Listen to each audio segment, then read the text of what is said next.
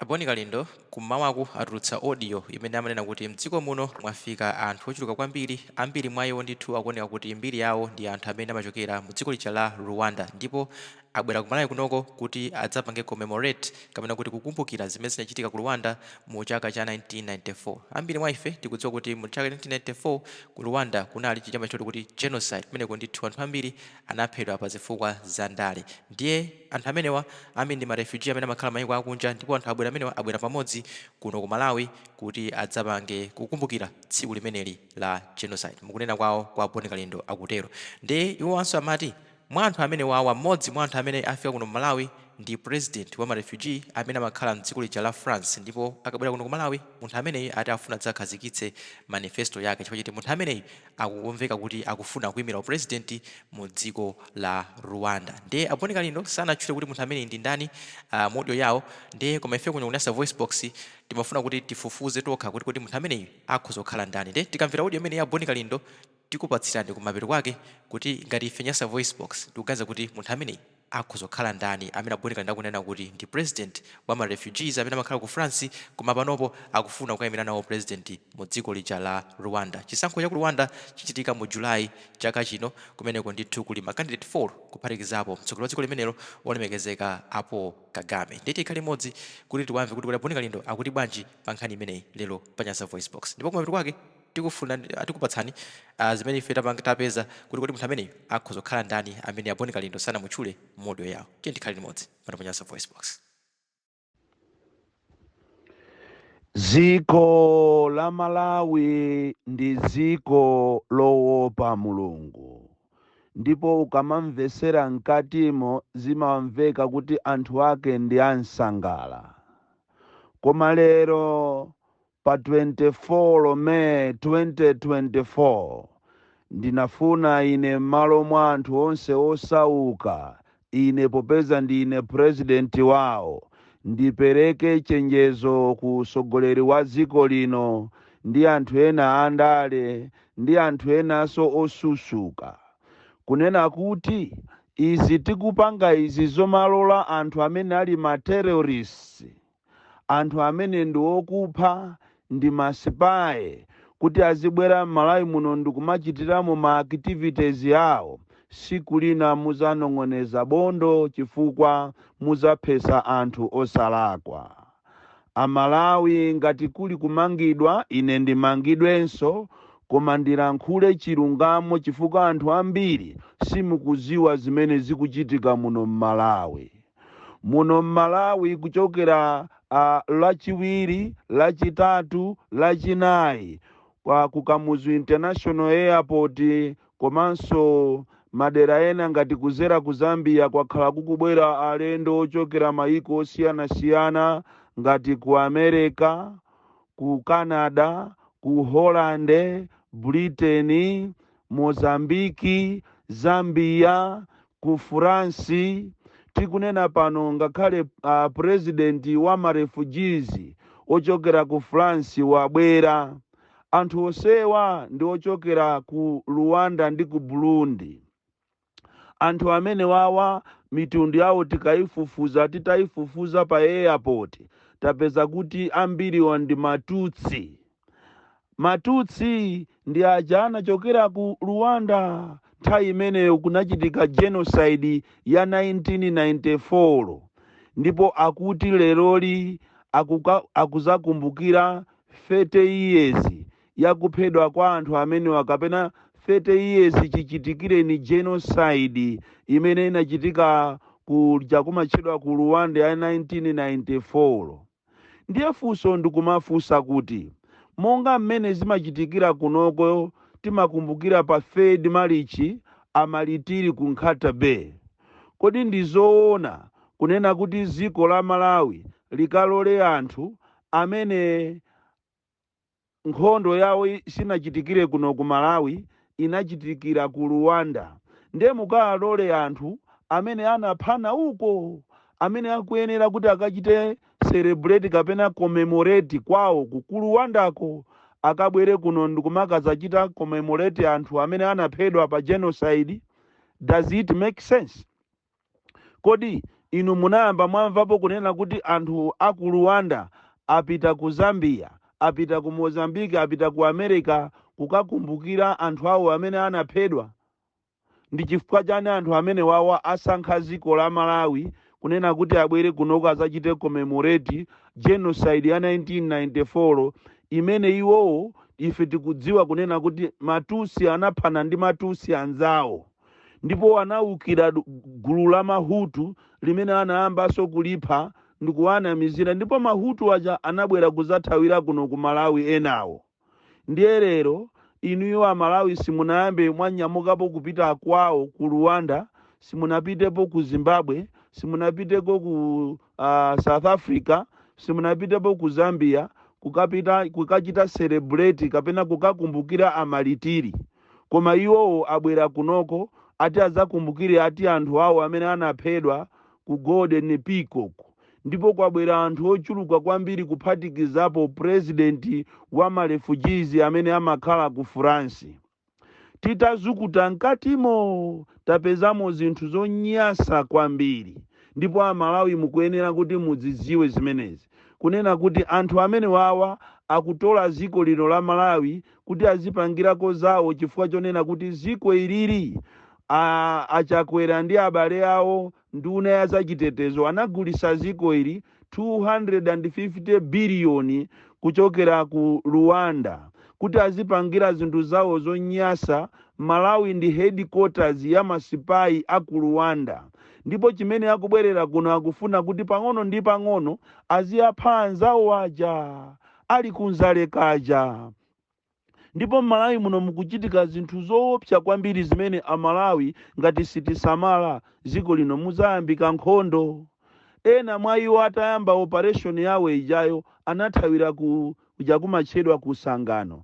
Kusangano ndi kumene malo amene anthu amene wawa Matutsi ambiri akukhala kumeneko ndi cholinga kuti azipanga ma operation yawo, chifukwa ambiri aja ni masipai amene akumaka menyana nkhondo ya ku Mozambique.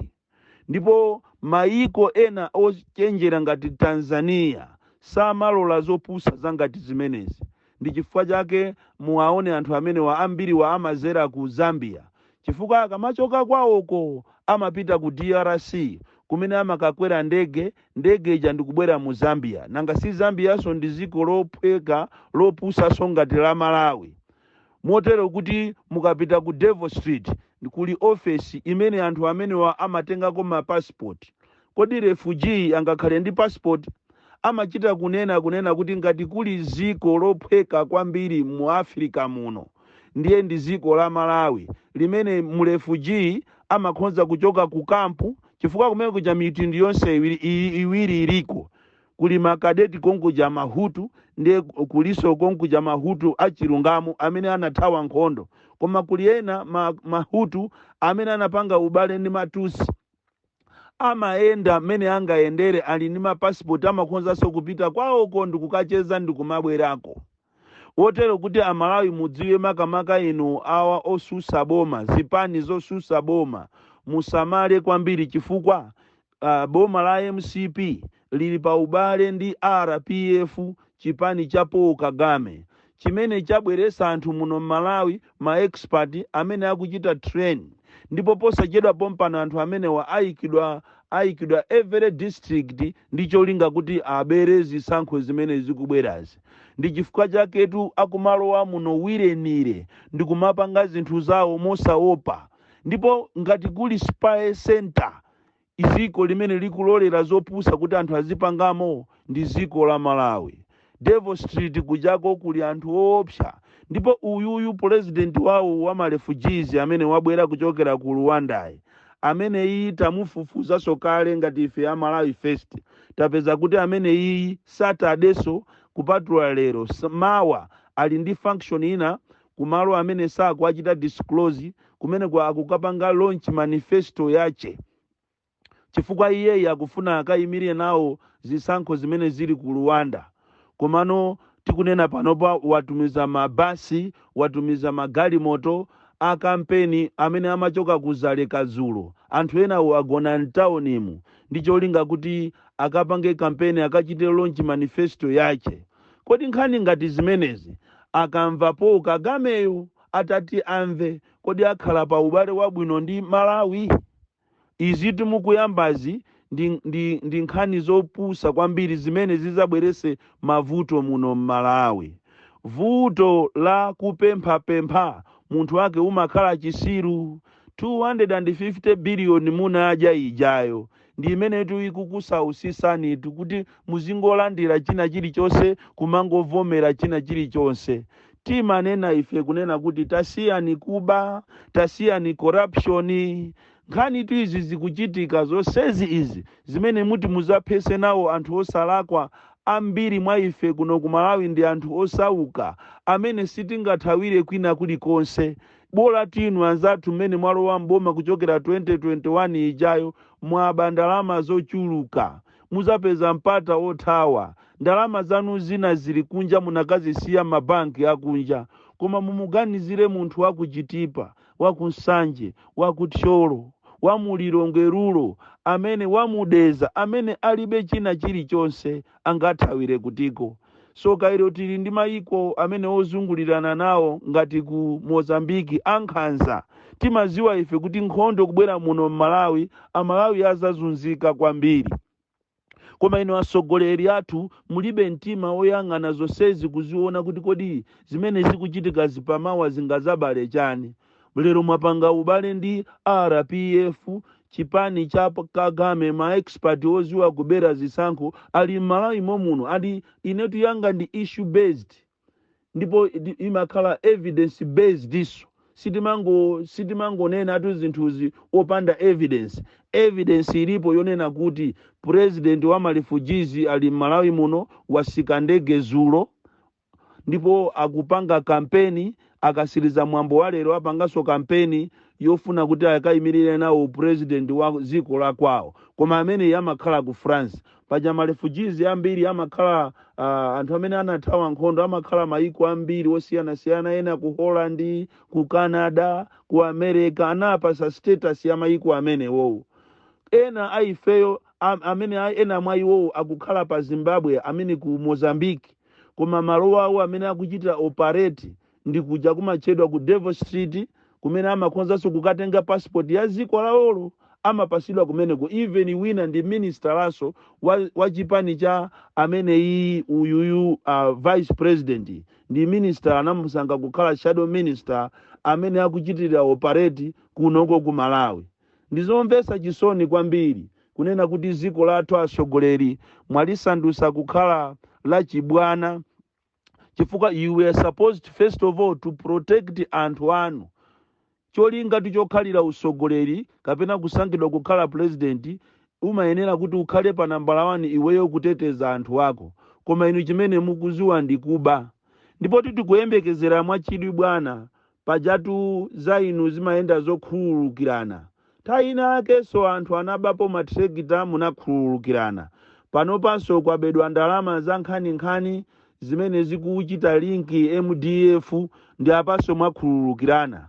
Tikudikiratu siku limene inunso mupite pa TV paja muauze a MBC ndi uja director wawo amaoneka ngati emweyonso ndi director, komanso emweyonso ndi tolankhani, emweyonso ndi news anchor. Mumuuze abwere kwanu kumupangeso ka live kawiri. Mupange ka live koauza anthu kunena kuti munthu uja tinamuuza kuti nanena kuti waba ali mugulu la anthu 84 uja tamukhululukira ndi tampasaso mphamvu zache, komanso milandu ya anthu 84 ija takhululukira. Ndiponso munene kunena kuti pano tapereka open check kunena kuti china chilichonse chokhuzana ndi ku MDF chisamapite ku khoti. Ndiponso lokungothesa makhotiwo nanga popezanso paja mukulepheratu kuwalipira ndalama. Komanso ndofunika kuti aliyese muno Malawi azingoba mmene angabere mmene mukubera inuyo. Nanga sinu mukuti mukaba mukumakhululukirana ndiye lizikhalatu win-win situation. Kuti pamene inu andale mukukhululukirana anthuso ife tizikhululukirana. Oti simulakwisa bwana mukupemphani popeza ndinu paja wopemphera. ngakhale kupemphera ku masiku ano mumakukanakana kuti sinu mbusa tatuseni anthu mundendemu kuti aliyense muno Malawi popeza dziko lindiraji azingoba mmene angabere popanda makhoti popanda apolisi popanda maprizoni chifukwa china chili ndichosokonekeratu ndiye tisanyengererane iya inu pamene mukuba anthu ena aso asamakhale ngati dziko lisirawo aliyense azinjoya moyenerera ndafuna ndikuwuzeni kuti maplani anu onse amene mwakonza ofuna kubera zisankho tikuwaziwa ena ndi awa mukulola anthu akunja amene zochita zawozo sizikugwirizana chifukwa ife sitingapite kuja kumatchedwa ku Rwanda kukakumbukira amalitiri ndipo ngati kuli dziko la anthu opusa kwambiri ndiye ndi dziko la Malawi limene tizaphese ana osalakwa the DC mwana woopsa kwambiri amene sindimaopa kwathu ndi kwanjeza tiye mambuka box 76 Mulanje Malawi Central Africa. Kumeneko kunali ndithu kulankhula kwa Abon Kalindo amene uja ndi mkulu wa bungwe lija la Malawi First the People First amene owanyadira amangoti the DEC. Nde Abon Kalindo amanena kuti mdziko muno ndithu mwafika anthu ochuluka amene ambiri mwayo akuoneka kuti mbiri yawo kapena kuti background yawo ndi anthu aku ku Rwanda ndipo mmodzi mwa anthu amene abwera kuno ku Malawi ndi president wa refugees amene ndithu amakhalira mdziko lija la France ndipo iyeyunso akufuna kuyima nawo pa chisankho cha president chomwe chichitike pa 15 July chaka chino mdziko la Rwanda. Nde ife kunyasa voice box kuno tinangofuna tipange kafukufuku kuti munthu ameneyu akhozokhala ndani. Nde ife tapeza kuti munthu ameneyu ndikotheka kuti akhozokhala a Philippe Mpaimana. A Philippe Mpaimana ndi mtolankhani ndithu amene wakhala akutsutsana ndi boma la President Paul Kagame ku Rwanda ndipo iwo anthu zambiri amayima independent adayima nawo mu 2017 koma sadapambane komanso lendo uno iwo ndithu akuti ayima nawo zimenezi atsimikizira wireless ija ya Voice of America. Nde awa ndi mawu a Philippe Mpaimana amene takuwatsimikizira anthu aku Rwanda kuti iwowa ayima nawo pa chisankho cha 2024. They need changes and I am a candidate to bring changes, especially to get them involved in democracy. I am a son of the country and that is just enough because we have to promote the participation of the population in the ruling of the country.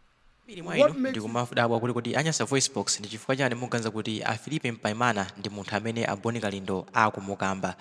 Ifeyo abonyasa voice box tuganza kuti a Philippe Mpaimana akhozokhala munthu amene Abon Kalindo amamukamba kuti wafika Malawi muno kudzakhazikitsa manifesto yake kwa anthu a mu diaspora chifukwa chakuti ku Rwanda ko chisankho cha ku Rwanda chili ndi ma candidate 4. Candidate oyambirira ndi a Diane Rwigara amene wandithu akuyima ndi chipani cha People Salvation Movement adayima nawonso mu 2017 koma sadapambane.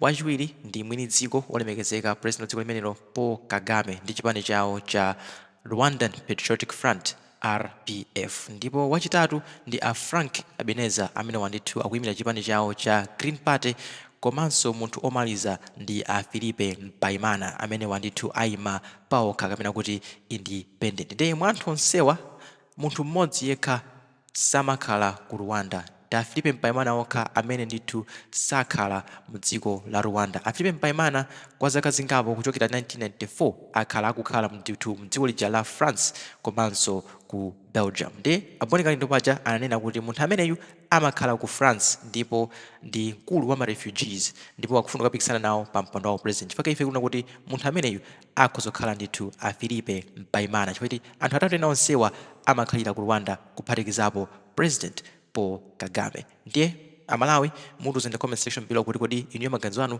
ndotani pa zimene ife tanena kuti munthu amene akhozokhala a Philippe Mpaimana komanso pa zimene anena Abon Kalindo model yawo. Tell us in the comment section below. Timakuthokozani, timakunyadirani, and we shall see you in the next one. Thank you for tuning in to Nyasa Voice Box.